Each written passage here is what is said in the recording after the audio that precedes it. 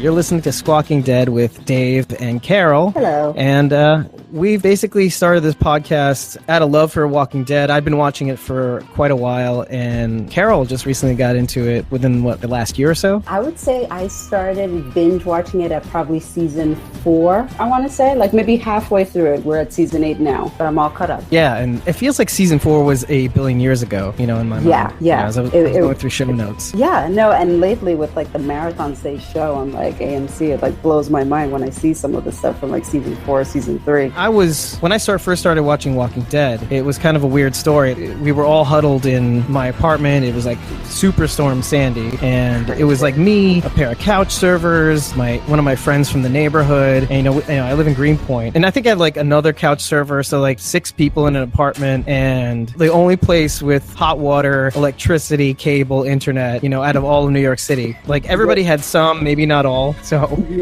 Greenpoint was like the mecca. It was the best hotel ever.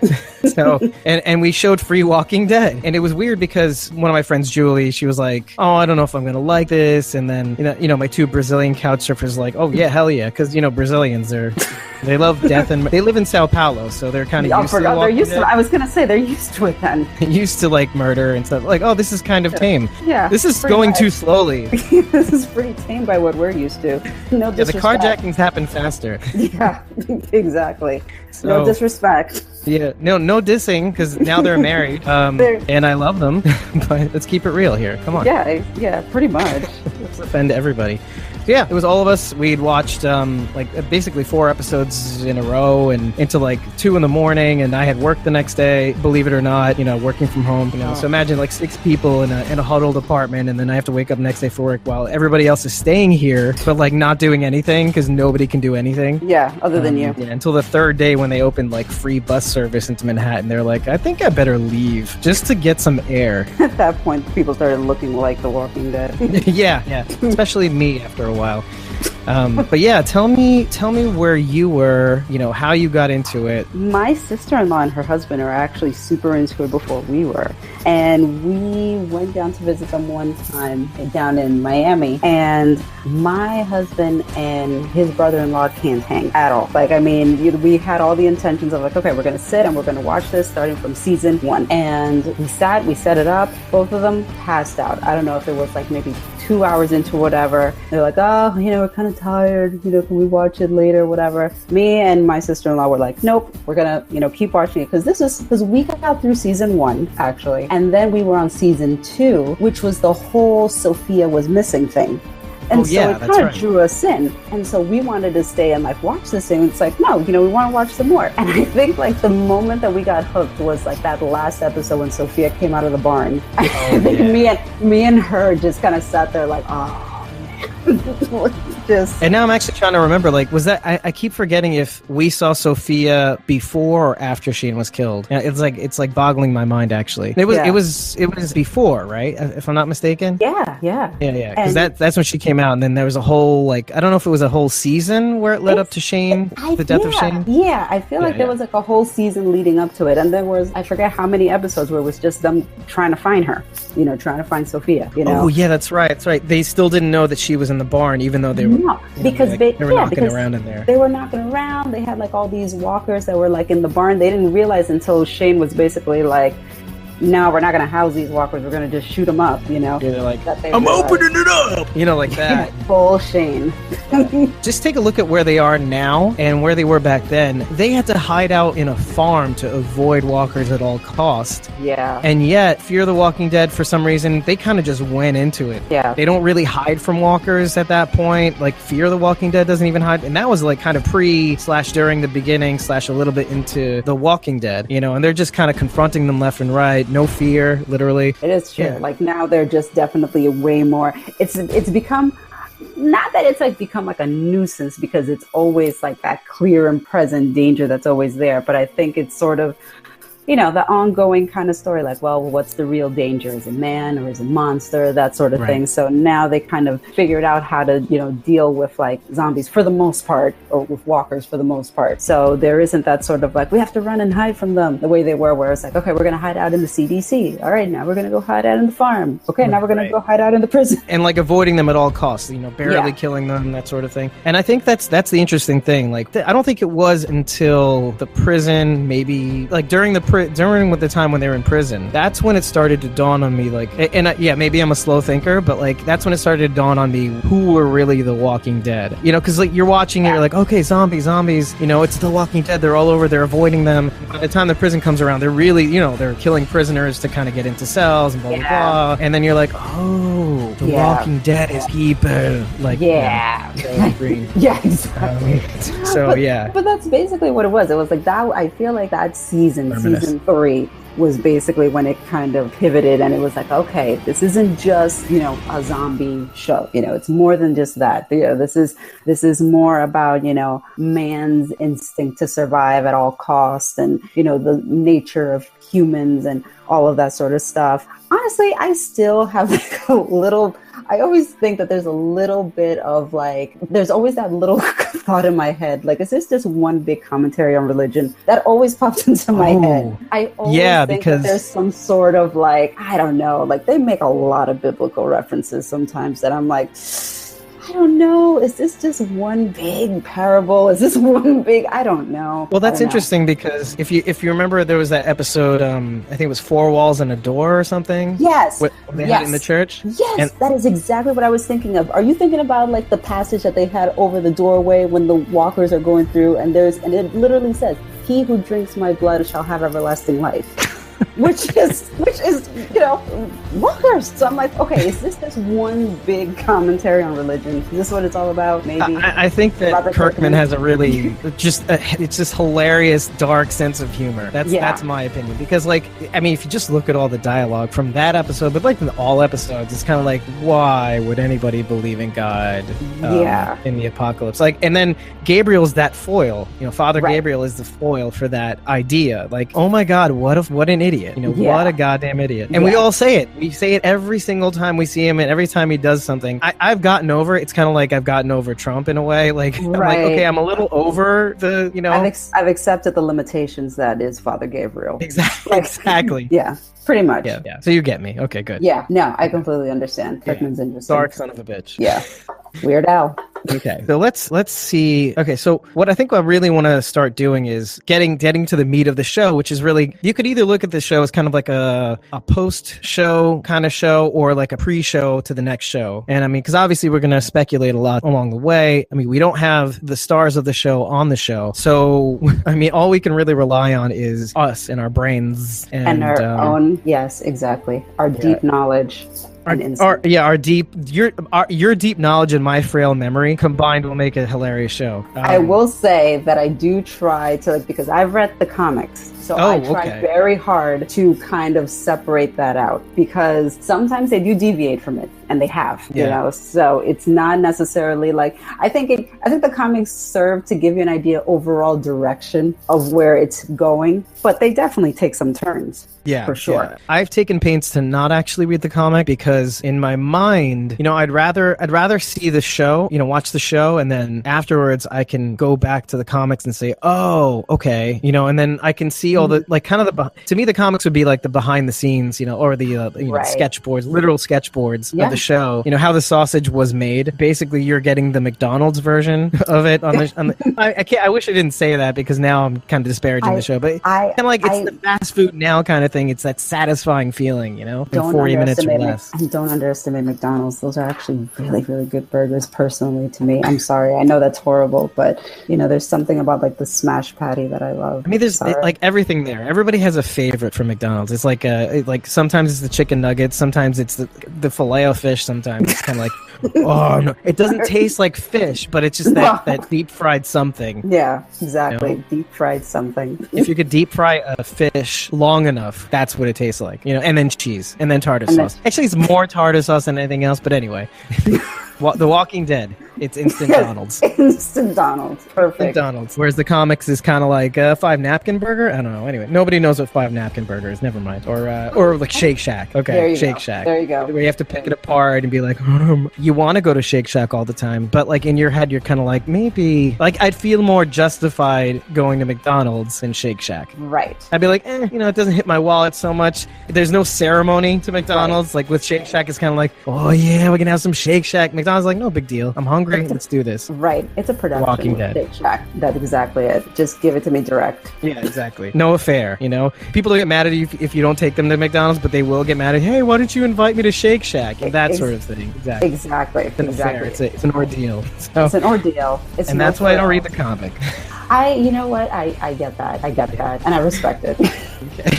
Thanks. Thanks for approving my analogy. So what we're going to do is we're going to break down Season 8, Episode 1. And, well, I don't want to start with the flashbacks right away. And there's a reason for that. Because, obviously, the flashbacks are going to be the linchpin to what I think is where the season's going to go. Mm-hmm. But I kind of want to just pick on the little things, along the way. So, I don't know. I'm sure you have notes. You're like the Yvette Nicole Brown of this show, probably. That's how you come off to me in life. So I'm assuming so much right now. I could be dead wrong.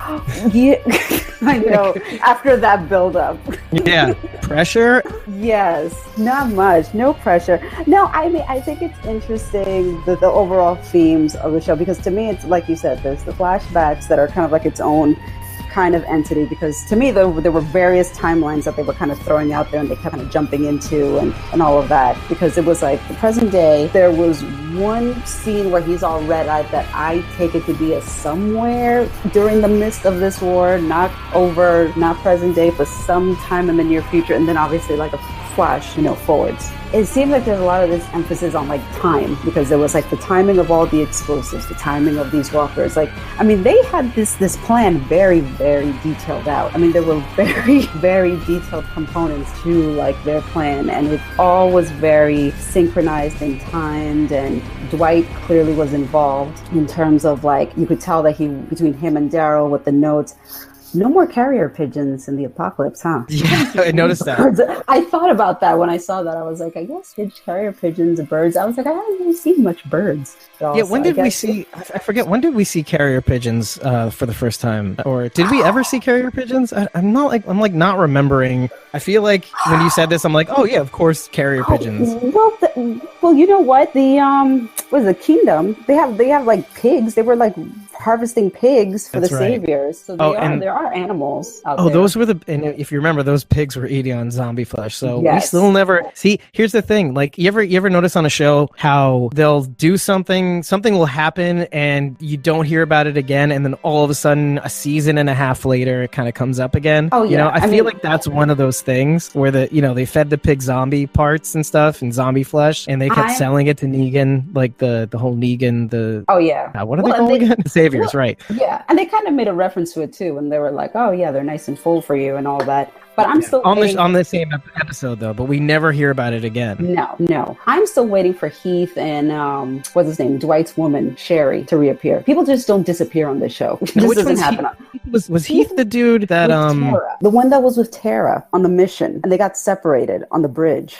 Oh yeah. Oh, but I don't think he's coming back. Do you? But they left a note card. She found a note card that said like PP or whatever. So that has to mean that's going to come up somewhere. I don't know when, but it's coming up, I think. See, that's like another thing we kind of forgot about, if you think about it, really. Yeah. Like, really think about it. It's like, oh crap, did we forget this much? Because I don't even think Talking Dead really kind of brought that up. I mean, I think there was an assumption that he was not coming back, but... But then the thing is that with that note card, they said that only Robert Kirkman knows what it means, because of course he's like a holder of all this information. He's like the safe that holds all this information, whatever it means.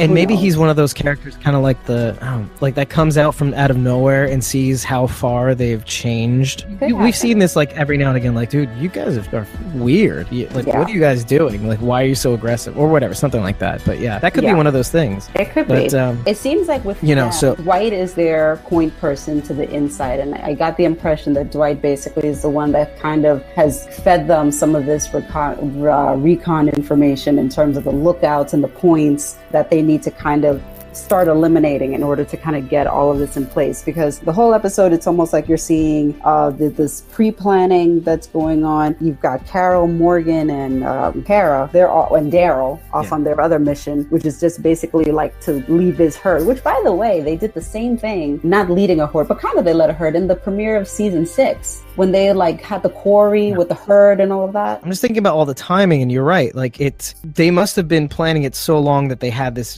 down pat. So like this is kind of more of like a time lapse when we look at Tara. Like, okay, they've been doing this for a while. Yep, same as usual. This about this time, right? Because they had it like she was able to count down, and she was off by like a couple of seconds or so. But it was pretty accurate, all things considered. You have to kind of reset your clock for Atomic. So the walkers have more accurate time than humans, basically. Yeah, reliable. Exactly.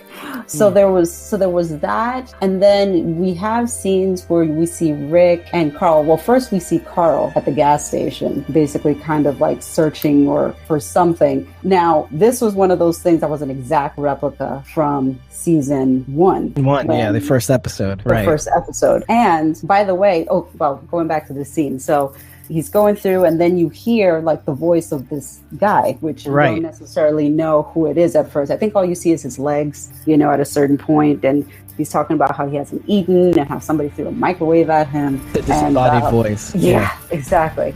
And how his mother always said, to give what you have to the traveler, and and the line comes up with Mercy about let your mercy, your mercy. May my mercy prevail over my wrath. My wrath, right. Yeah. I think at that point is when Rick shows up and fires up and scares, the guy away. Carl kind of, comes down on him about that. Right now Rick is basically just focused. So he's not, this isn't the kind of Rick previously that sort of, because remember back in the day, they used to ask people questions, how many walkers have you killed? How many people have you killed? Like now it's sort of like, no, we can't trust. Can't trust. They could be, this is exactly what he says. He's like, he could be one of them. Can't risk it. Yeah. I actually wrote that down, like whatever happened to 2 questions and stuff like that. How do you feel about look, they're obviously where they're at right now in terms of the saviors, maybe we can chalk this up to survival mode, and maybe that's just the sum total of Terminus, saviors. What were the wild dudes with the W's? I forget what they're called. The wolves. The wolves. Wolves, was that what they're called? Losing that little annoying kid Sam, and and the next door neighbor girl who is incredibly hot. Why? Okay, we'll never know. Rick tearing the ear off of the biker dudes. Yeah. He's kind of been through a lot.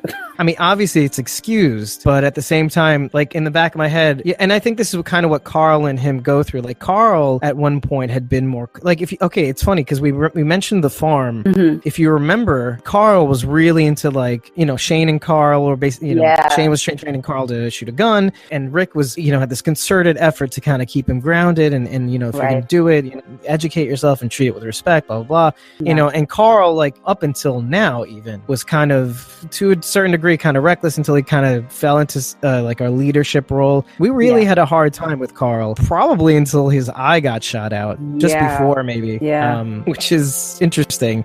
I'm going to go mythology here, but like Odin basically giving his eye up to gain wisdom kind of thing. Yeah, but I think so. I think that was a turning point for him where he kind of became more grounded, and rather than being so reckless. He has no other choice. I think that he's very, very, very conscious of the fact that, he's not a whole. He's not what he used to be. I think that he had that young, arrogant cockiness, and in that moment, that was all gone. Yeah, when a kid or when anybody sees how much they can possibly lose, and then there's a tangible effect, can't get your eye back. Especially after Apocalypse. So maybe it's just that the cost. And but that what's interesting about that is one of the few things I know from the comic is that Rick loses his hand. Right. And it's funny how, I don't know how the comic book goes, but like, let's imagine for a minute that Carl loses his eye, Rick loses his hand, and yet Carl, for some reason, kind of reins or tries to rein Rick in, and yet Rick has lost his hand, still goes on being his jerk or whatever, being himself, being the survivalist. But I think it's kind of interesting, and I don't know what to make of that so far. Like, okay, just put it this way. Season 8, episode 1, for the first, I'm just going to say maybe 15 minutes to 20 minutes, heart palpitations. Like, even this part worried me, tremendously. Where the direction of where the show was going to go, Yes. So It was, and I honestly, I was very surprised. I mean, I expected it to go, I did expect that, okay, we're going to start off strong. It's the 100th episode, and this war is officially kicked off, so we're going to completely get into it. But I was very surprised to see the flashes of different times. I was very surprised, like the intensity and like the just kind of constant movement. There was very little like lag time. There was constantly things going on, even if it was like planning. Right. But there was like an ADHD's dream. Like, a person with ADHD would really dig this show. Well, shiny, shiny, shiny, shiny. It's all relevant. Yeah, all relevant. No filler. I feel like I'm watching Lost now, actually, which is kind of weird to say. If you really think about it, there's the present. There's the future, true. And then there's the future. So, I feel like I'm in the last episode of Lost, basically. We'll definitely talk about the flash forwards in a minute, but it does kind of bring up the idea of what I wrote down was the significance of tomorrow. There'd been so much planning going into it, down to times, down to accuracy, explosions. But the one thing that really signified to me that this is way beyond this goes way beyond a simple plan. The better thought out plans. Like most people think of a plan, to attack. What really got me was that Maggie saying that I'll be there at least for the first part, meaning like the first trimester, kind of, in a way. And him saying when this is all over, you're going to be the one leading, which makes me wonder, this plan is really elaborate. Yes. This plan is going to be, it's more of like what happens in the long term, it seems to me. Right. If we're talking trimesters, we're talking months. Yeah. And we're talking maybe up to 6 months at the very least. Yeah. So it makes me wonder what they're going to, not really what they're going to do as much. It really gives us enough time, hopefully throughout the season, to figure out. I'm hoping they give us enough episodes this season and not a huge ass break to actually really explain that, to really go into that. And like they've really kind of mapped out the idea that this season could take a while. I think so. And honestly, I kind of anticipated it going into the season. I wasn't sure if they would drag it out to like the first half of the season, to the mid-season finale, or are they going to, because not spoil anything in the comics or anything like that, but it is a war. So as a war, you have battles. You have some battles that go well and some that don't necessarily go as well as planned. So potentially, you could stretch it out, over the course of a season, maybe intermix it in there with like, I don't know, Negan backstory. Because we've gotten backstory on the governor. We've got time too. And we have time. And I think it would make him a more compelling character, because my only issue with Negan is that I think that he needs some further development in terms to understand how in the world did this dude get here? He's obviously power. There's obviously something to him. Right? Yeah. But for all intents and purposes, he knows what he's doing and he knows how to do it. But how did he get to this point? It makes you wonder how he became so organized. Yeah, what you said right now about the governor is exactly what either we need or maybe we don't need it. I'm not sure, because it's like if they do go into a backstory, they're kind of repeating a formula, which they try not to do. They try not to make their characters repeating. So that would be interesting. It'd be interesting to find out. I think what we may end up with is more of a what's going to happen. What's going to happen to this character? Is this character going to continue being this kind of like a two-dimensional character almost? Because his reactions and his lines are almost like we've almost got him to the point of predictability. Like in the beginning of the seasons, he was unpredictable. The limits of his brutality we just didn't know what he was going to do next. But throughout the season, we're kind of like we were seeing him. We're seeing that how he gets people to get him on his side, sort of thing. I don't know if this is a trick or anything. Like how if Kirkman and company are kind of like playing with our heads. We don't see him be that brutal. Okay, there's the iron to the face, but we weren't seeing the terrifying stuff the things that we saw like in the beginning of either the last season or the season beforehand, I believe. Right. I think it's going to be like all of those things and then coming together somehow, swirling together to the point where we kind of maybe understand the motivations. Yeah. Why he's so desperate to be who he is. Yeah. And maybe it's not necessarily in the form of backstory, but somehow, because I think that he could use a little bit of further development. Because right now I think that a lot of the complaint that people have is that he's almost kind of like a caricature of himself. Right. Exactly. His one-liners. Yeah. And part of it, honestly, I blame comic book purists for that, because a lot of the lines that he says are word for word for what's in the comic. However, in the comic, it works because it needs to jump out of a page. It has to in order to. It is a caricature.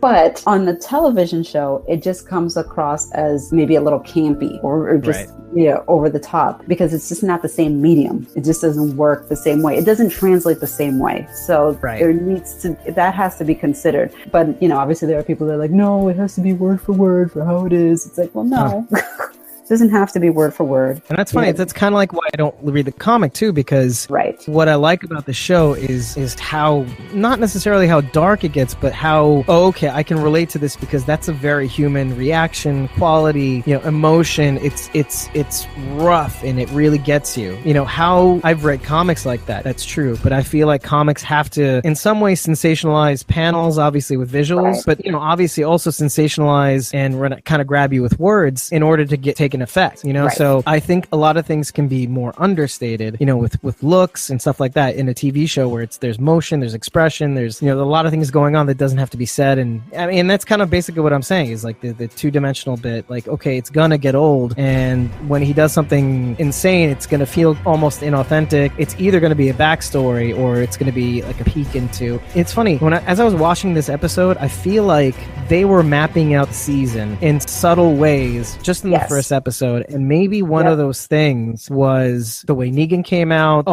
And I'll give you a funny one. When I was watching the show, they said something about I gotta get this word for word almost, but they said something about the world getting bigger. Yes. And I don't know about you, but that to me was the signal that Fear of the Walking Dead was going to do the crossover. That to me was a nod to that, like a little insider's nod to the idea that they're going to join up. That's a whole other beast that I need to wrap my head around. Yeah. This is a whole other animal I need to wrap my head around. But I kind of like that little nod, and that's how I regarded that. Yeah. No, I completely see that.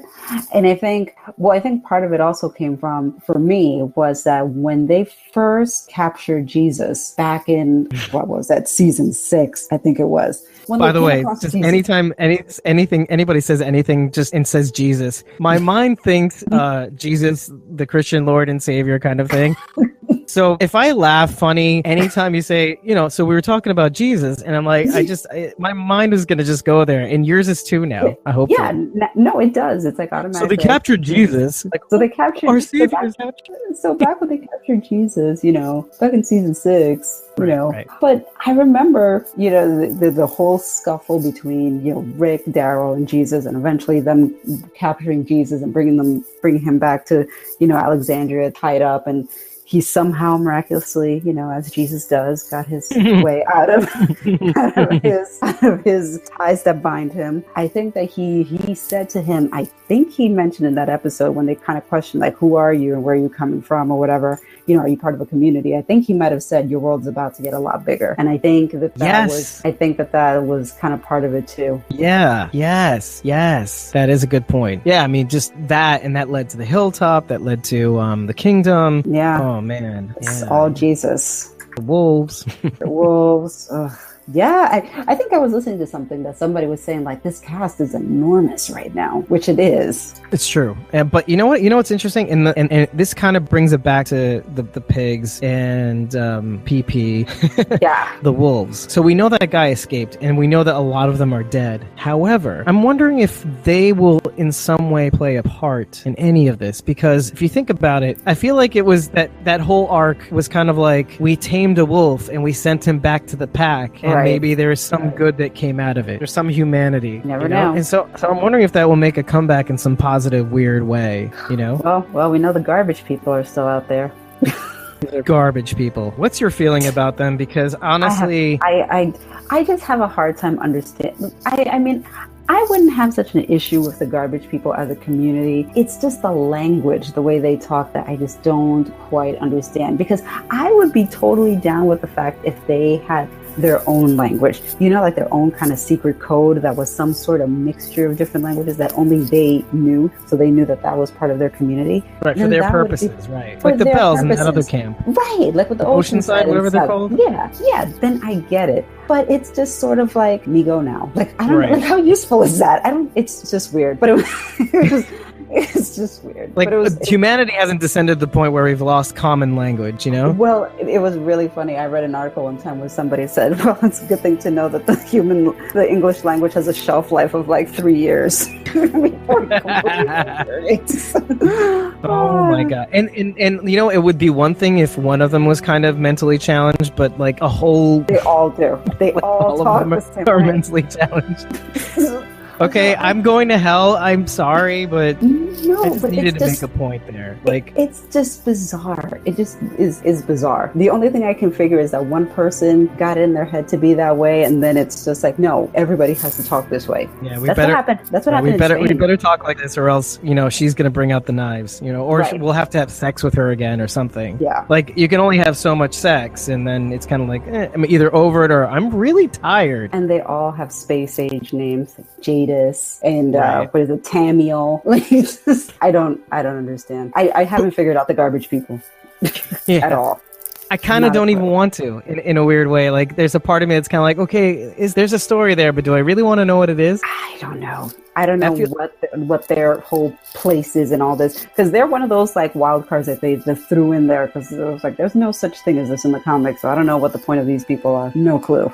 Wait, hold on a second. You said there's no mention of them in the comics? No. This is Oh, a that's completely made for TV group. So I don't know what their role is at all. That's even more interesting to me because they look like they would be something. Yeah. See, in a comic book, this stuff would kind of make sense. We would kind of excuse it because it's a comic book. Yep, exactly. There's a level of unrealistic expectations that we Yeah. accept. They Whereas look on a like a TV comic show where book we're would. exploring heavy emotions, No, we just don't let that slide. no.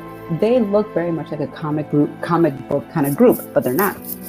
So I don't know what their purposes is other than to play spoiler, or is it just basically, you know, they can pivot them however they want and kind of use them however they want. I mean, Daryl's not in the comics, so Daryl's always a wild card. I mean, Oh, really? Okay, I didn't know that. No, Daryl wasn't supposed to live this long, but he just became such a fan favorite that they were like, well, keep him around. you Yeah, know? not only that, to become such a pivotal character, you know? Right, exactly. So they can kind of do whatever they want with them, really. Yeah. I mean, look how long it took for them to kill Glenn. To fake Yes. kill Glenn, then to kind of kill, then they really killed Glenn. Right. You know, and in the way, I think, if I'm not mistaken, in the way that kind of did the way it. that he was supposed to go out. I think he was supposed to go out with a baseball bat anyway. I think it was his Yes. own, if I'm not mistaken. This is what I heard. I mean, the way it happened in the premiere was the way that it happened in the comic book. The only difference I would say is that Abraham was not.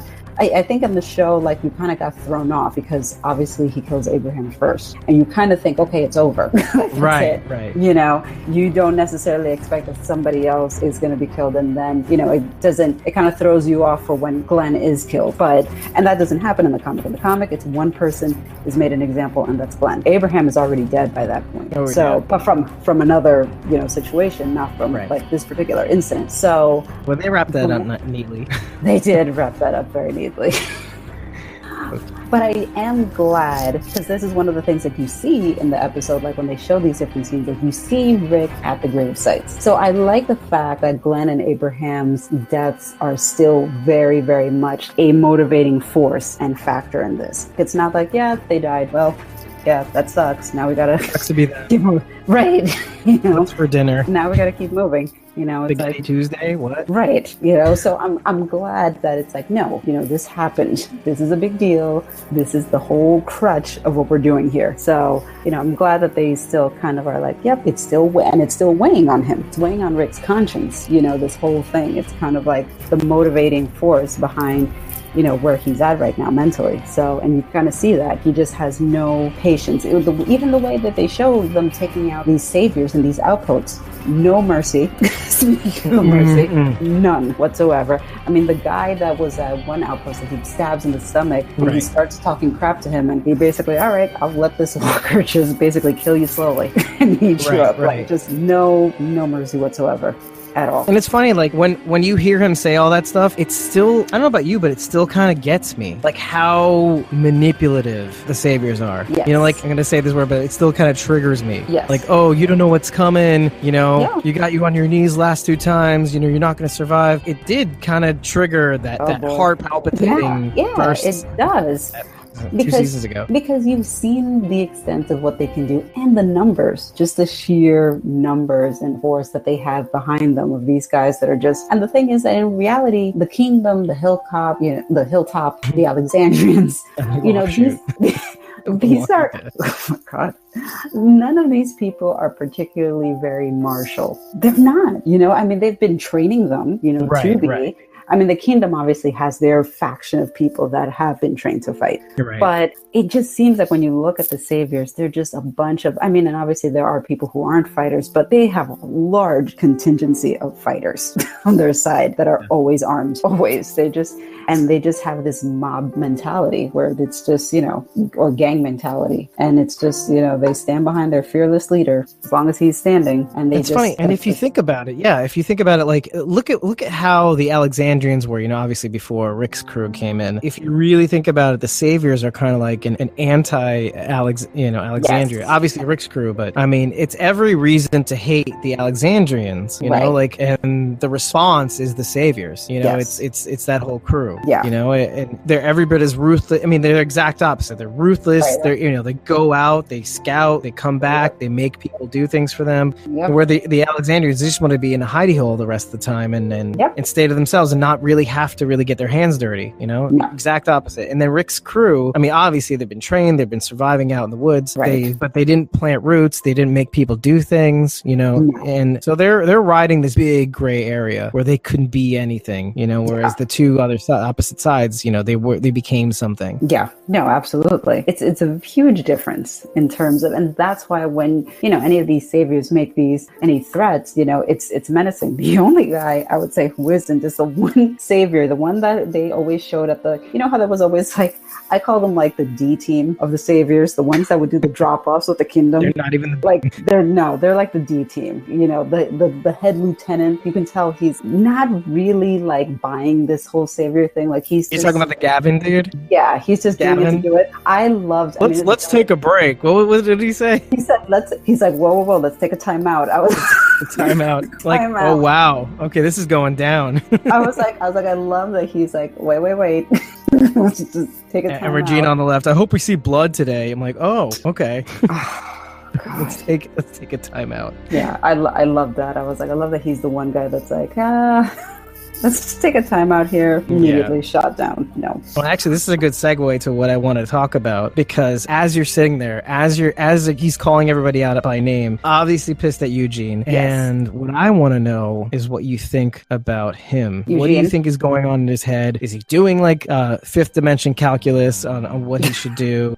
Just hit me, because that's a factor that I really want to bust out for a few minutes. I think Eugene at his core is still a good person at his core. But I think that Eugene is a coward. And at the end of the day, that he needs somebody who will protect him. Same thing with Abraham. Abraham was his protector. Like he basically was the brains behind Abraham. And now he's like not the brains behind Negan, but kind of, Negan basically keeps him around because of what he perceives to be his intelligence, to be able to help him and be his chief of engineering or whatever, and he gets protection from him. He got protection from Abraham. He gets protection from Negan.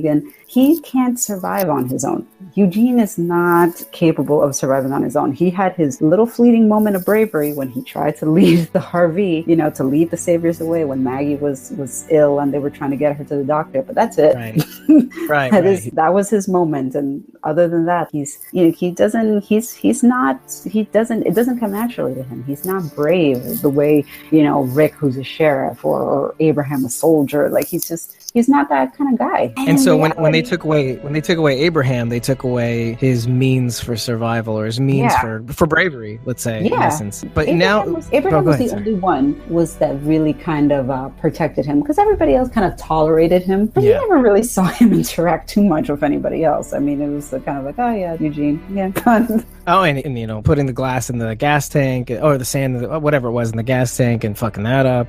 Yeah. And the DC trip and all that stuff, being exposed. But actually, you brought something up that was interesting, because just now with Negan, and it's that, let's turn that paradigm on its head. What if, okay, so Abraham was protecting Eugene, right? Yep. What if not only is Eugene sticking around because, obviously Negan offers him creature comfort, status, protection, and value, and like he values him as a person. He really has the ability to contribute there, whereas, not so much even with Rick's crew. What, bullets at the last second? Right. But in the end of the day, he couldn't offer anything substantial enough to really contribute. But what if there's something more to that? What if in some weird way you could even say that he's Negan's protector? Like if you really think about it, like, I mean, look at all the chemistry knowledge that he dropped on those girls. Stuff that we haven't really seen. Like, did we really see anything? Eugene's prowess. We kind of all assumed it, took it for granted. Maybe even believe the hype. But beyond that, like, oh, what, glass in a gas tank? Like, if you throw anything into a gas tank, the odds are it'll do something. But it's kind of interesting to see the value he's brought to the Saviors. Yeah, and I mean, I think that he does. I mean, he did make those poison pills. And they legitimately, they were legit. He legitimately made those with bare materials that he could get from the sanctuary. So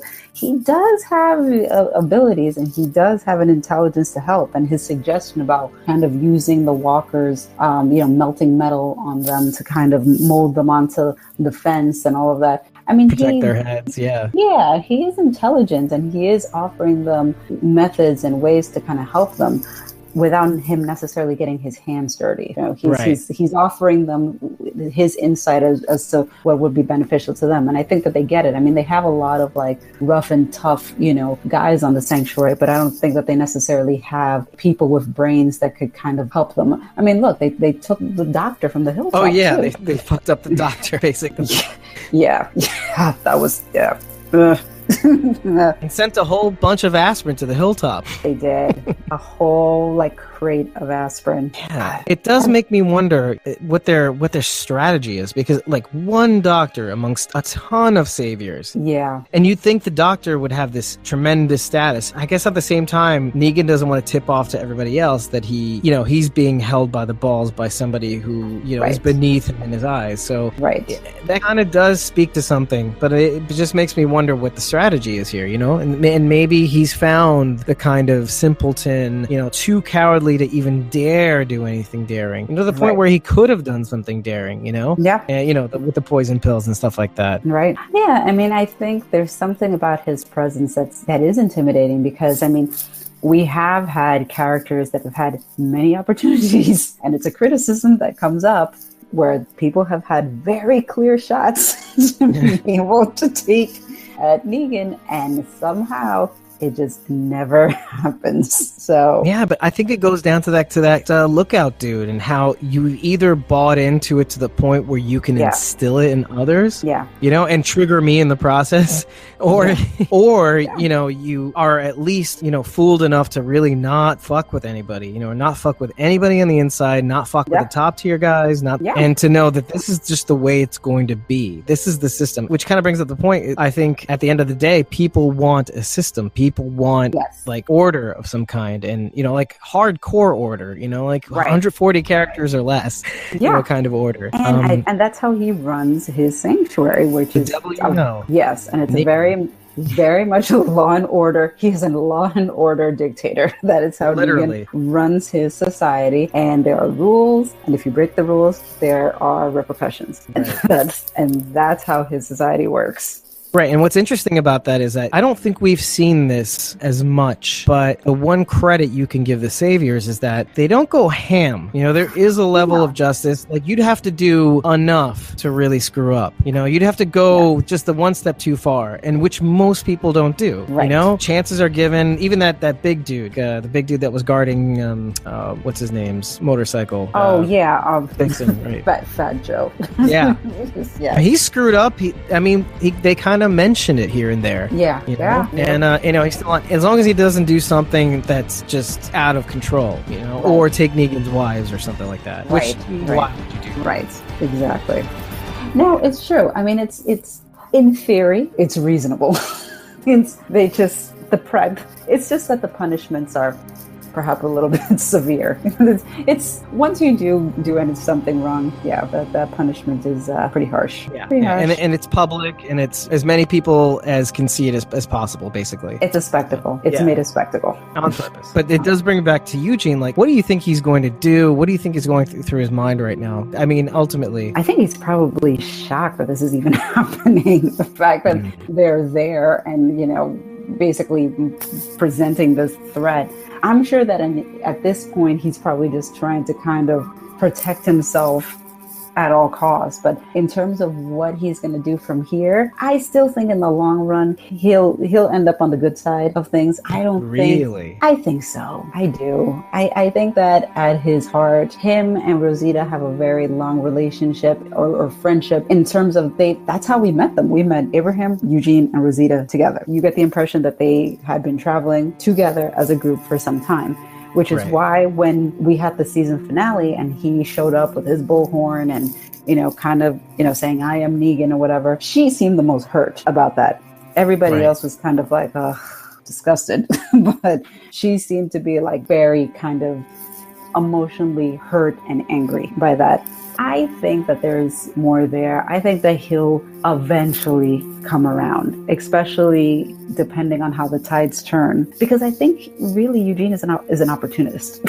Not an evil opportunist. But I can sense that from you. I don't doubt that for a minute. I think that's the only thing I may agree with you on with this. Yeah. And which bothers me, and it should bother everybody. No, he's an opportunist, and he's look at Xander Berkeley's character. I mean, Gregory. Yeah. By the way, I have this weird secret crush on Xander Berkeley, but I'll get into that some other time. But which assuming he's still around, we might, but we may not. But I mean, Gregory is exactly the same way. He molds himself to the situation that provides the most opportunity for him to survive. So what separates them, if you think about it? I think that what separates them, eccentricities. I think what separates the two is that Eugene has had opportunities to favor himself in Negan's eyes, and he hasn't done it. He could have basically ratted out the wives that, for all intents and purposes, kind of sort of admitted that they were basically trying to kill him or kill Negan or whatever. That's why they kind of came to him with that. And to our knowledge, he never brought that to Negan. But if he really wanted to kind of endear himself, he could, the same thing as Gregory, basically running, into their laps to say like, oh, they're trying to come here and like all this sort of stuff, basically probably filling them in on everything. But I don't think that, even with the Sasha situation, Sasha told him that she wanted to kill herself. So he basically gave her the opportunity to do that in the nicest way that he could. Peaceful way that he could, and never, said a word about it. So I think he's had opportunities to kind of make himself more attractive in Negan's eyes. I don't think that he wants to be. I think he just wants to lay low and just kind of be safe. He just wants to hide behind the nice, good defenses of the sanctuary and just push his papers, stay middle management, and just kind of like take the food, the TV, and the video games and be good. I don't think he wants to kind of like be buddy-buddy, whereas Gregory seems to want to kind of like be buddy-buddy with maybe not Negan, but what's his name? His right hand, Simon. Oh, Simon, right. Right. Hey, like every time that they would go over to the hilltop, like, oh, alcohol or the scotch or the whiskey or whatever. I mean, he's trying. Gregory's trying to get on his. He needs to reach this comfort level, and I think I could relegate that to really just being, because as we were talking about this, I'm realizing that it's maybe just the idea of Gregory doesn't have any obvious skills. He's not very smart. I mean, he's very charismatic, which is interesting. If you really infuse Eugene with Gregory's charisma and his overall affect and charm. Okay, this is basically my love letter to Xander Berkeley right now. His dreamy eyes and his charm, facial hair, and his sense of class. So anyway, if you take all those things and put them into Eugene, you'd have somebody who is just like a born leader. Yeah. The charisma, the intelligence, basically the calculus, enough of the calculus that you need to be where you're supposed to be or do what you're supposed to do and maybe bring others along with you. Because I mean, Gregory did that for a long time, giving people the illusion because he didn't have the brains of safety and respect and all that stuff. When meanwhile he was just cutting deals, with China. But he's like the Donald Trump of the show. Pretty much. But yeah, or Russia, whatever. So yeah, I mean, it does. So they're essentially the same character, except, Eugene, imagine if both of these characters being who they are, but then you give Eugene a little bravery, that little bit of bravery that I'm giving him credit here. The bravery that he found with all of his experiences with Abraham, with burying the hatchet, then fucking it up and burying the hatchet again. Yeah. That little bit of bravery, if he didn't even have that, he would have found that he would be useless to Negan. But with that little bravery, and this is probably to Negan's credit almost too, had he not gotten that lesson, making the bullet and all that stuff, he probably wouldn't have gotten as far as he got. That is true. That is very true. I forgot about the bullet factory. I wonder if that's going to come into play. And again, that's the only time we've really ever seen his skill ever. Yes. Which still wasn't enough for me. And then all those science experiments, and it was just kind of cool. And no internet, so he couldn't have looked it up. So that was all memory. Yep, all memory. Anarchist cookbook. Oh yeah. See, that's what I relegated his bullet making to. Like, oh, okay, maybe he kind of winged it. He does have some maybe basic mechanical knowledge, so maybe he did that. I don't know. Maybe he pulled a lot of pranks as a kid, which is why he knew exactly what to put in the gas tank. I kind of wrote him off for a long time. I'm like, this guy's full of shit. Yeah. No, and I mean, that's basically how we all felt, especially when it came out that the whole DC thing. Nobody took him seriously after that at all. No, nobody did. I mean, I felt horrible for Abraham, who I think that gave him a purpose. Like, Abraham was a soldier, and that was his mission, to protect Eugene. He's the most important person. We have to get him to, DC. And that all just went shot to hell. All these people are kind of like, they're pieces. They're pieces of a whole. As you peel back the layers, you find that they're not whole. I mean, Abraham and Eugene together still were not whole. You have this piece who's full of shit. You have Abraham who's only this, and he was missing his humanity on a level. What I want to do now is, I'm looking at my notes. I wrote so many things about Gregory just out loud. You're like, I don't know about this whole Rick thing, like the star of the show, clearly. Clearly is the guy that fell down the stairs trying to give himself a pat on the back, What a heel, man. He's like a tremendously good heel, though. Like, I mean, my God. His facial tics are just mesmerizing. Yeah. He's like the guy you love to hate. You're like, Gregory, here we go. I mean, he's like a walking Sondheim play. It's just this weird, every little thing that he does to me is just this, like, even an eye twitch is like it's overblown to me. It's like theater. You know what I appreciate about characters like Eugene and Gregory is that, quite honestly, all these characters, I mean, part of the reason why The Walking Dead is so great and is what it is that these characters are larger than life. So, comic booky in the sense, like, Rick is the sheriff, and Michonne is the samurai, and Daryl's the archer, and, like, it's all just so larger than life. And what I like about Gregory and Eugene, though, is that, I mean, these are, like, more, honestly, if any one of us, God forbid, were in the zombie apocalypse, I think a lot of us would love to think that we'd be Michonne or Daryl or Rick, but let's be honest. Like, we're either Eugene or Gregory. A whole lot of us would be like, I'm definitely Gregory. I'm just going to say that out loud. That's what I'm saying. Or I hope to be Gregory in a weird way. That's my step up from where I am right now. The reality is, like, come on, it's like, and I remember, like, I think the last season when the mid-season premiere of last season, when they tried to kind of convince, when they decided, okay, we're going to gather everybody up, we're going to try and get everybody together to put together this defense or whatever. And I think they started off by going to the hilltop and talking to Gregory. And, they try to get these compelling speeches about, the world is better without the saviors. And if you can do something, and I love that Gregory, I think he said something like, let me stop you right there. It's like, no. He's like, all right, no. And I appreciate that. I wear my shitting pants every day for a reason. Yeah. I appreciate the honesty. because that's real. Man. I think we put Eugene on and Gregory on a show. Like, I don't even want to talk more about the whole him stealing the Father Gabriel's car. That was obvious. Like, I knew that was gonna happen. I knew that too. And I don't even know. I don't care what happens next with that whole situation. I mean, obviously, I care about Father Gabriel, but that is going to be a really interesting thing. Yes, but I'm very curious to see where that goes. Very much so. We have no idea where this is going to go. We've had, like, first of all, R.I.P. the RV, right? Right. All those 5 things are acronyms. So yes, R.I.P. the RV, probably for the last time finally, like, because you remember Dale's RV, and I don't even know if that's the same RV. I was thinking about that. I was like, is that the same RV? But I don't know. I don't know. I don't think so, but still. No.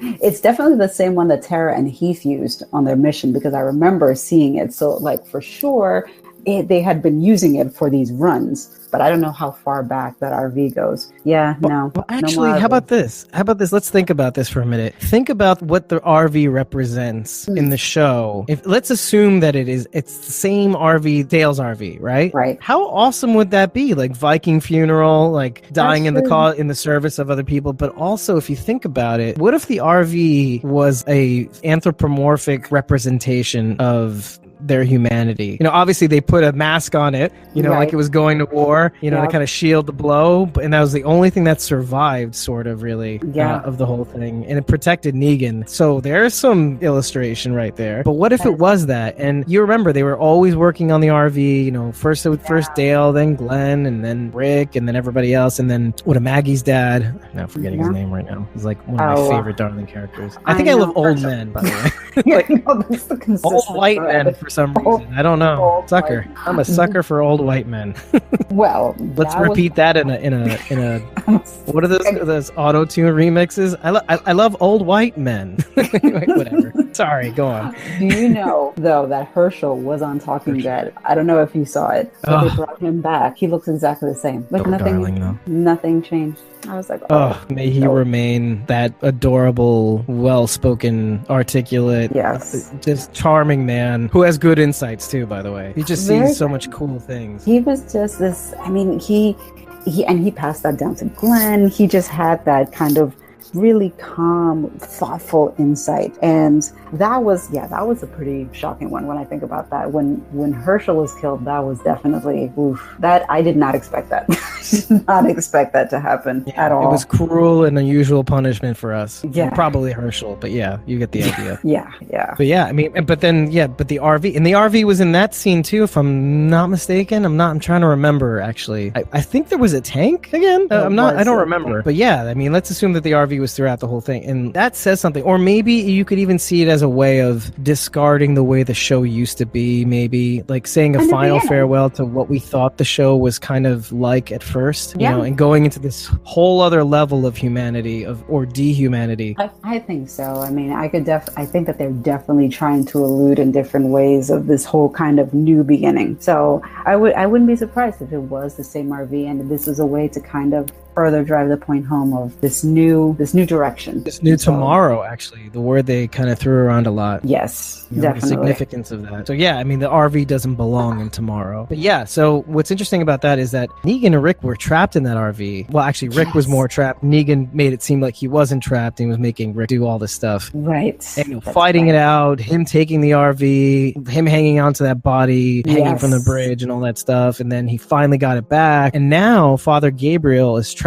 in a trailer, not an RV, but still kind of a similar situation. And it makes me wonder how there is no telling how this is going to shake out, if there's going to be any similarity to what we saw, with Rick. Yeah, I think that there'll definitely be some sort of... Negan is a manipulator, a master manipulator, and they're in a tough position. They're obviously in a very bad spot, surrounded by walkers, and I would venture to think that somebody like Negan would kind of think that this is the time that I need to use this guy in a way to help me get out of here. And then he'll do with him as he will. But I think at the forefront, he's going to try and use him to his advantage. Right. Because it seems as like a human that's what he shield. does. Right. He's a meat shield. As a meat shield, exactly. Because as we're talking about this, exactly. He'll just go surfing on Father Gabriel's bones. God. But when I'm thinking, or like crowd surfing, but very rock and roll of Negan, which makes sense, Which fits, it's in character. Yeah. So, but as we're talking about this, I'm thinking to myself, we've always underestimated Father Gabriel. Yeah, we've seen him come into his own. We've seen him assert himself. He's like finally cop on, all that stuff. And obviously he's earned his stripes because through it all, he's kind of gotten the gist, adapted to the point where Rick has his respect. So my thinking is that what if Father Gabriel is kind of like maybe the linchpin to this season? What if it all starts with Father Gabriel and Negan being stuck in that trailer, and then Father Gabriel says something or does something that trips Negan up really badly? Maybe going back to the thing you said in the beginning where, maybe it's not that we see an origin story, but maybe we see him do something that is completely out of character. So I'm wondering now the significance. Maybe there's more significance to this than we realize. There could be. I mean, right place, right time. Yeah. I mean, I'm very curious to see what's going to come from this, them being stuck in this trailer. I definitely think there's going to be more to it. I don't think that he's just going to flat out kill Father Gabriel. I don't see that happening, especially since Father Gabriel is like, I think he has an automatic weapon still. So, I mean, it's like, I think he's got protection. I think he's good, I think he's good. I think this goes back to everybody just kind of saying like, okay, you hear the voice in the darkness, why not just open up and start shooting? But then we wouldn't. Then like the main gripe, right, with that whole situation. With the whole situation, or when they open fire when Negan steps outside, because remember, all this planning, all this setup, they finally, drive into the sanctuary after taking out a couple of the guards, while Dwight just kind of turns a blind eye to let it happen. And Negan comes out with his lieutenants and a new lieutenant named Regina. That was random. Yeah, I think she's been there, but we don't really see her as often. But we do. I think we have heard her a little bit here and there. I don't remember exactly, but because it just felt so random. It was like, "Who are you?" It's like Regina. I'm like, "Okay, hi, Regina." You've been here the whole time. Yeah. I was like, "Okay, all right."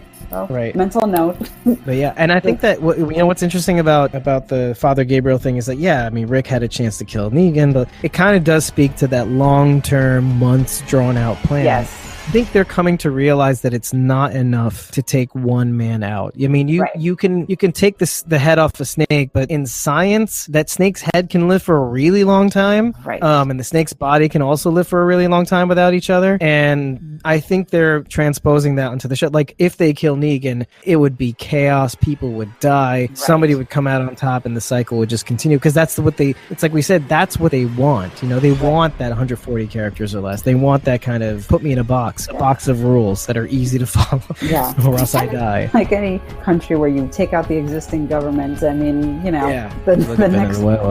next batch, the next ruler coming in may not necessarily be the best. So we've had experience with that. Slightly.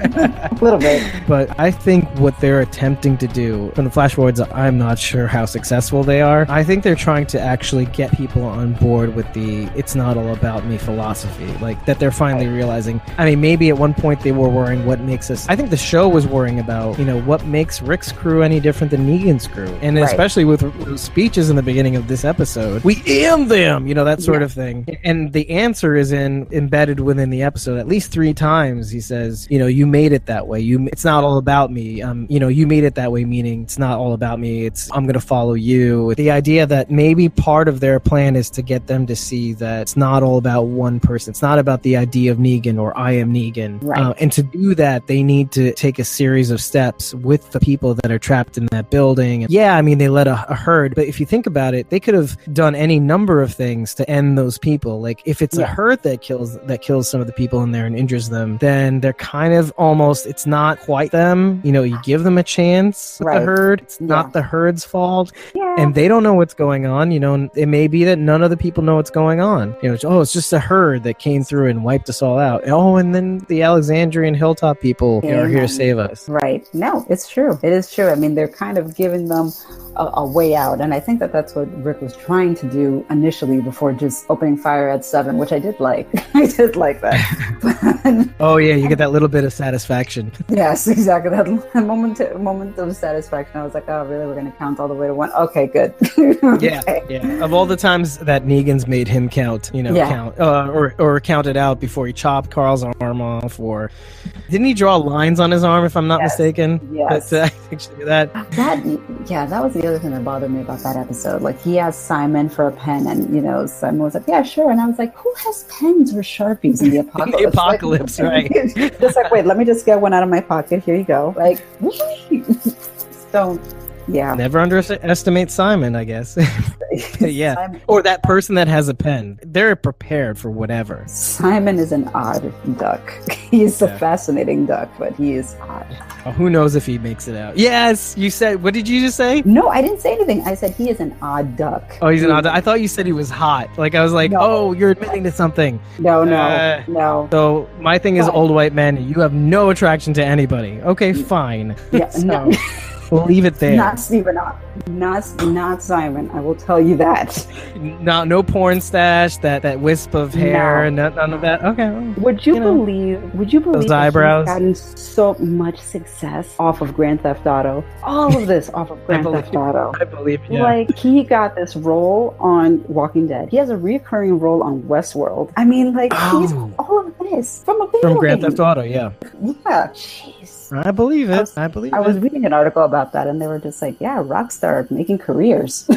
Like, yeah. Jeez. Shit. It's like he's just sitting back raking in the money now. And well earned. Yeah, he's a good kind of mid character. Like, evens the show out, a little bit of realism with a little bit of intimidation. He does. He has something that I think he's actually almost, and the funny thing is that I think that they created this character because he tried out for the Negan character and he didn't get the role. But they loved him so much that they created this kind of right-hand man sort of thing. That's right. I think he said this, right? On Talking Dead. He said that, yeah. But he's very good at, especially in his meetings with Gregory, kind of having this intimidation sort of thing, but it's very subtle and you don't quite know what he's going to do. Like, every time that he would have these meetings with Simon, I just don't know what Simon's about to do. Like, I'm always sort of like, Simon could just, fly off the handle. I don't know. He just gives you that impression that you just don't know. You have to kind of be on your guard. You don't know what this guy's going to do.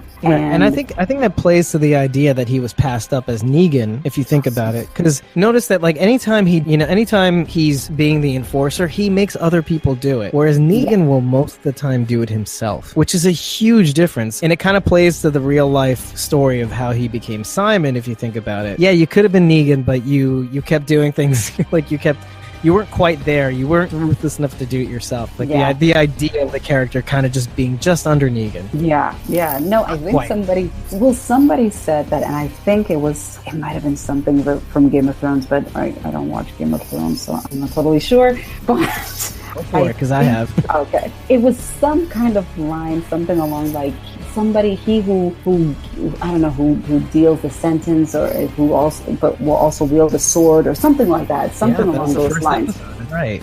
That was Ned Stark. And that's basically Negan. I mean, he will dish out the punishment, but he will also be the one to deliver it. I mean, we saw it. We've seen it.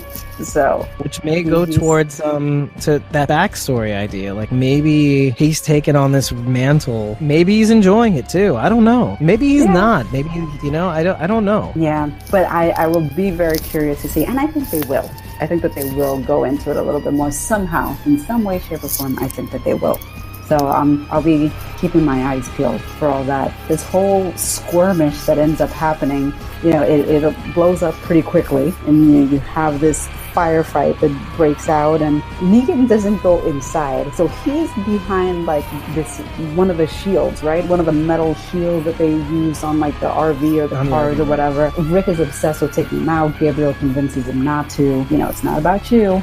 and he takes a Polaroid for posterity right before. Slow-mo Polaroid. Right. I love how the Polaroid just kind of came out. Like, it's just such a random... I mean, I know where it comes from, obviously, because of what the Saviors do, too. They take Polaroids for posterity of the people they've killed. But that's right. Yeah. It's so random. But, I mean, I sent you a message as soon as the thing happened with Gabriel and Gregory. I was like, dumbass Gabriel, here we go.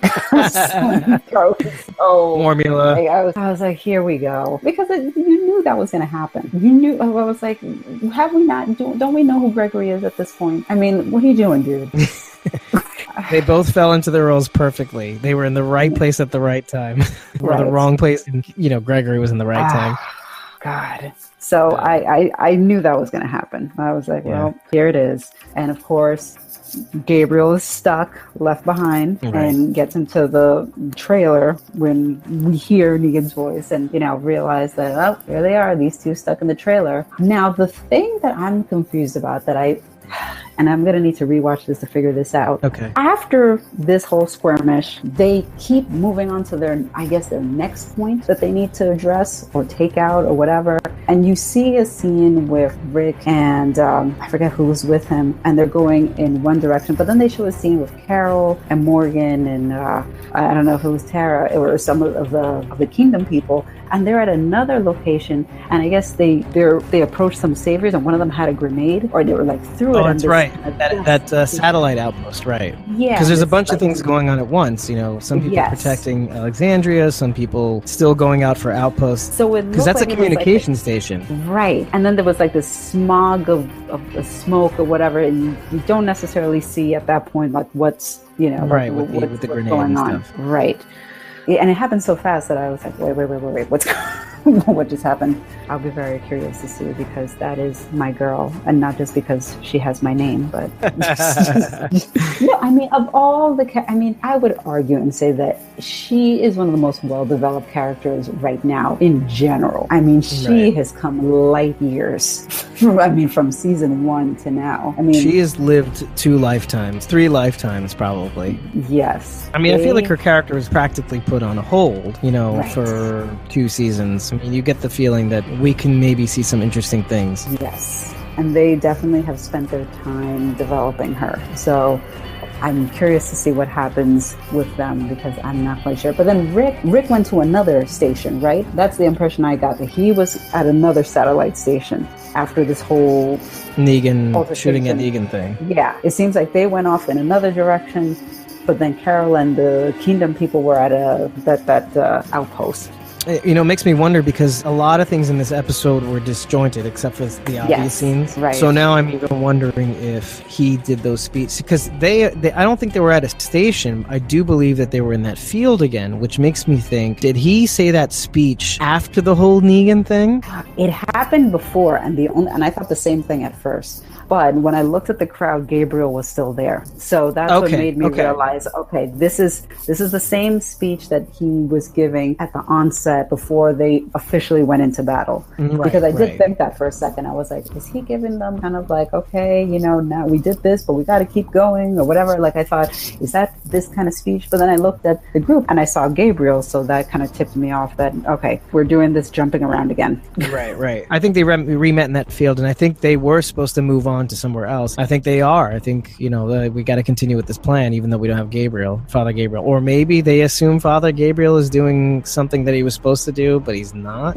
Yeah, they were not really clear. They weren't necessarily clear on that. Yeah, so that's going to be interesting to find out. Let's get this one thing out of the way. The whole Carl going back to the gas station, leaving the canned vegetables with the page from the Quran, by the way, the sorry note to that kid. I mean, I definitely get the impression that this is a character that is going to play some kind of role for sure. Not quite sure yet. Like the not as snarky dumbass Glenn, basically. Right. I mean, I don't know about you, but when you hear this guy talk for the first time, so opposite from Glenn, but the same kind of reveal where Glenn was basically radioing the tank, saying, only a dumbass would do this. Go into a tank in the middle of walkers. He has certain parallels with Glenn, this character. Microwave. People throw a microwave at me. Yeah, like there's a kind of likability because they're just kind of like a normal guy, I mean, comic foil a little bit too. Yeah, like a normal guy, but also this guy probably has a gun on me. Maybe I'll just use humor. Like maybe I'll just be real, but also real funny. Yeah, exactly. So I definitely think that this guy's coming back. For sure. For sure. One way or the other. One way or the other. This guy's coming back. And by the way, that scene that was like the exact copy of season 1. Did you know, towards the end of that scene, there's a walker that comes out that Rick kind of tilts his head eventually takes out his hatchet to obviously kill the walker. We don't see it. And she looked very much like the little girl from throwback to season 1, obviously bigger. That was the same actress, the little girl, now 17 years old. They brought her back. Mackerel? It was the same actress. So I did not know that. I read it online and I was like, oh my gosh. And, they tried to get the wound in the same place, try to make it as similar as possible. I was like, because I was like, oh yeah, she does kind of look like the little girl, except bigger. Well, it was the same actress. And they went full tilt on that. That's crazy. Yeah. I was like, oh, good for them. Yeah, and let's go next level. I mean, what if he didn't? Because I don't think you don't really know that he killed the girl. No, they didn't show it. Because he doesn't know what's going on. Yeah, he just kind of looked curiously, but then that's it. They never showed exactly what happened. Yeah, for all he knows that they're sick, and I can't kill a sick living person. Yeah, I thought that was really interesting. I was like, wow.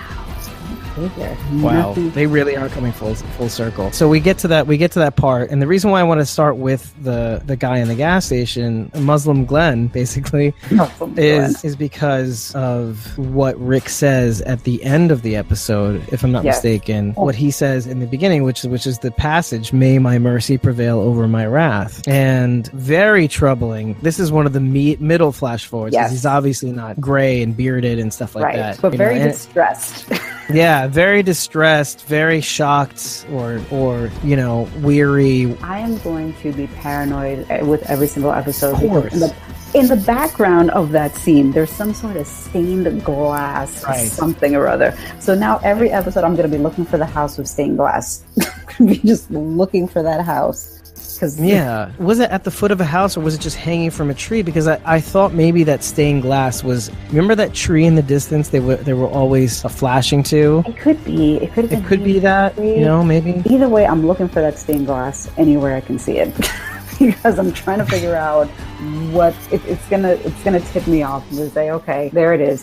Something ends up happening here. Yeah, they're gonna fuck you, and you know that, because they're not gonna bring that up until way later. Yeah, it'll be like you're gonna be looking 13. For it, just like the zombie pigs. Why don't they talk about that crap? The zombie eating pigs. Yeah, it's like, what happened?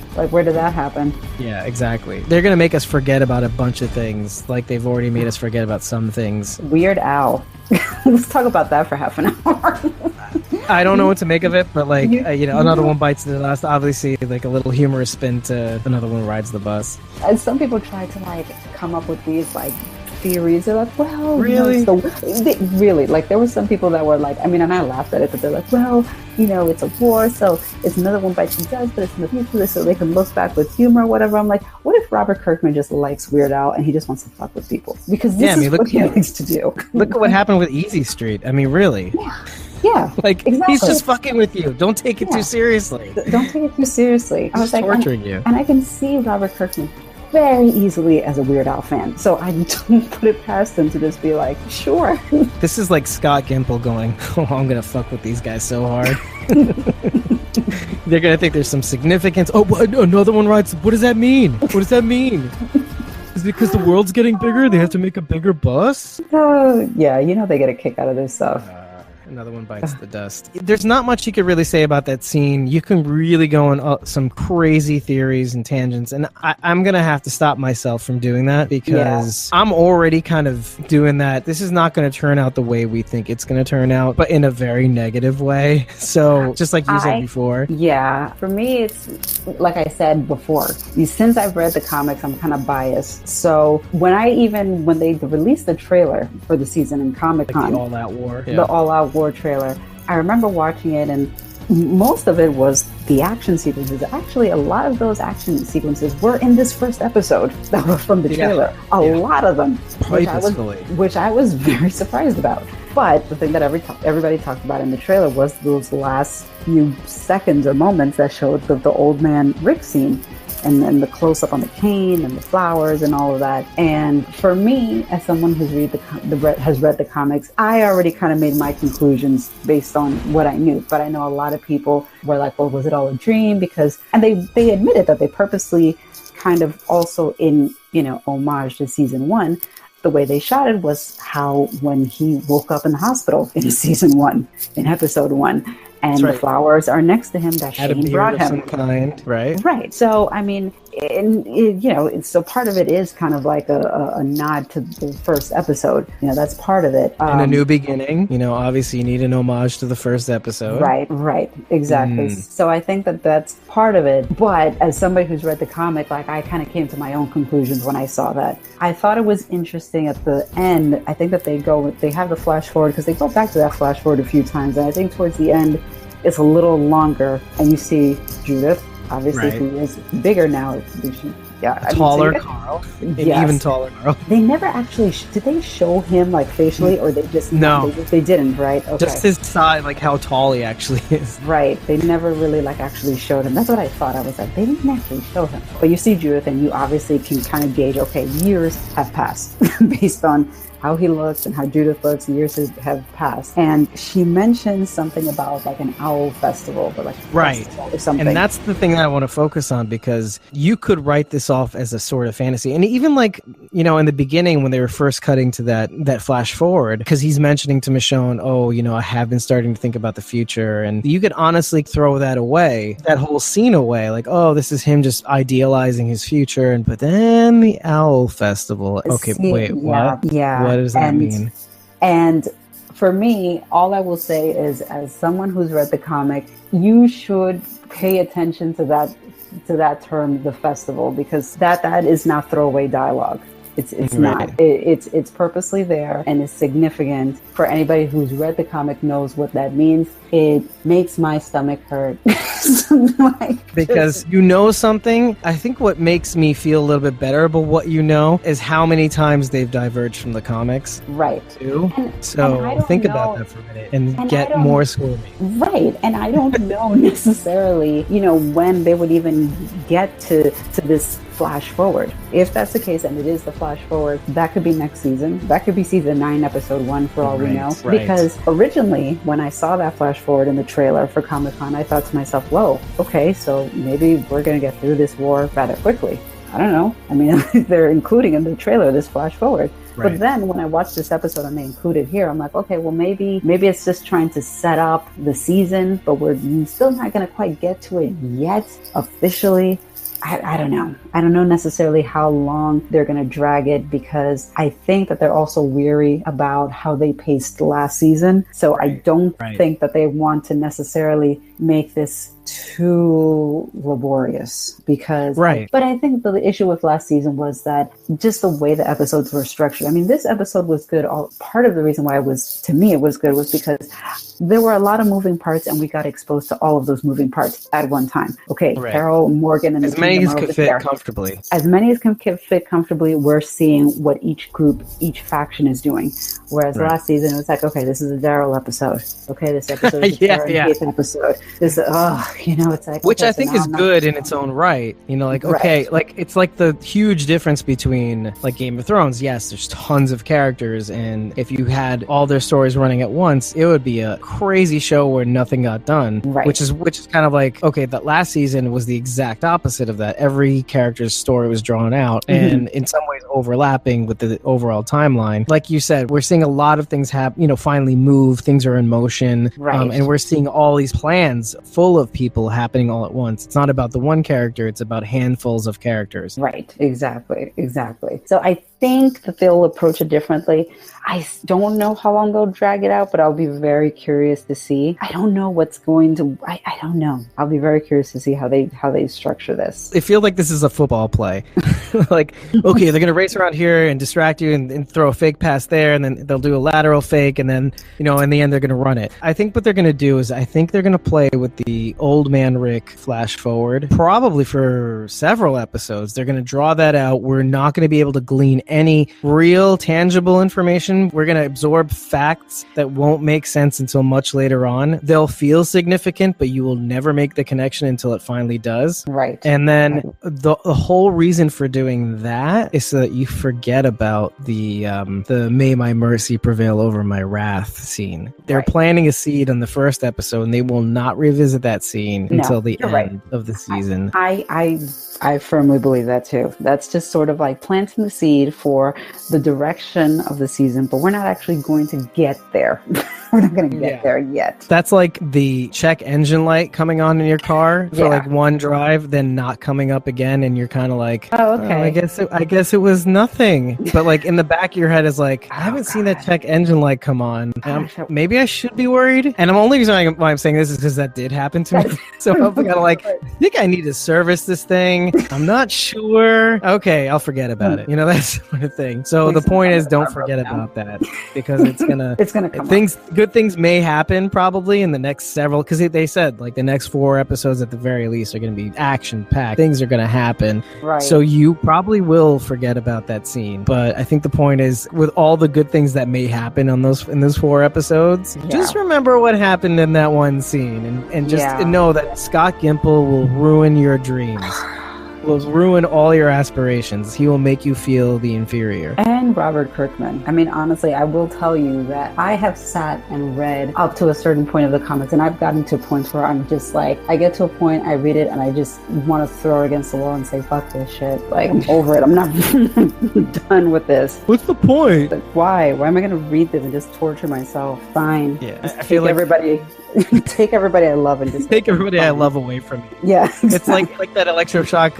You know that experiment where you're behind glass and they're electrocuting somebody in a chair, and you have the option to get them to stop. Oh, they're like, oh, this guy's a bad person. So, and then you're supposed to shock them. It's that whole thing, and I think Kirkman is just trying to test your limits until you finally he wants you to stop reading for your humanity. Yeah, but like as long as you keep reading, the test will go on, and you're actually an awful person for being a comic fan, basically. Our punishment. That's what I get. Yeah, it's an infinite loop. Because you're reading it, you're an awful person, and you'll forever be tortured by him killing off everybody you love, when all you really need to do to break the cycle is just to stop reading.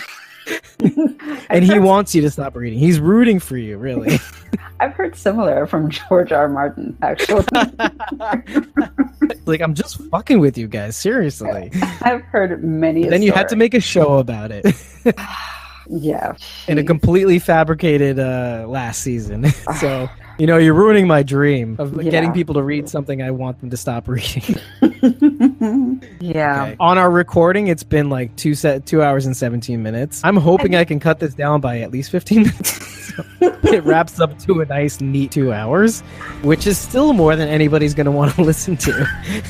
I have listened to some pretty good podcasts, I will say, that have been... Okay, maybe not 2, but maybe an hour and a half. This is the first. It's a premiere. Not quite a round number like 2. It's the premiere. No, but I have 2 though. It's true. It is the premiere. We've had to establish ourselves. So yeah, and I knew this was going to happen too. I knew we would have to get into some intro, to some recap, to like ease the whole 8th. Because I mean, it is kind of the idea of new beginnings. We kind of have to take some total of what the cast has been through, what the show's been through in itself. Like the show's a living thing in a weird way, and then introduce ourselves. How we came about, and I'm sure like more stuff about ourselves will be revealed, like my love for old white men, or your not love for anybody except for a girl's named Carol, which is you. Ride or die. That is my girl. Ride or die. I love my Carols, bitch. Exactly. I want all the Carols. People say, I don't blame you. People say like, oh, if Daryl dies, we riot. I'm like, no. Carol dies, I'm walking off the set and done. I'm all about the Carol. Fuck the Daryl. Yeah. Daryl was supposed to be dead from the beginning, like non-existent alive. Yeah, so, pretty much. So with that in mind, you've been listening to Squawking Dead with Dave and Carol, and hope you tune in to the next one, which should be sometime next week. Hopefully we'll make that happen. Until then, Carol, see you next time. Yeah, peace out.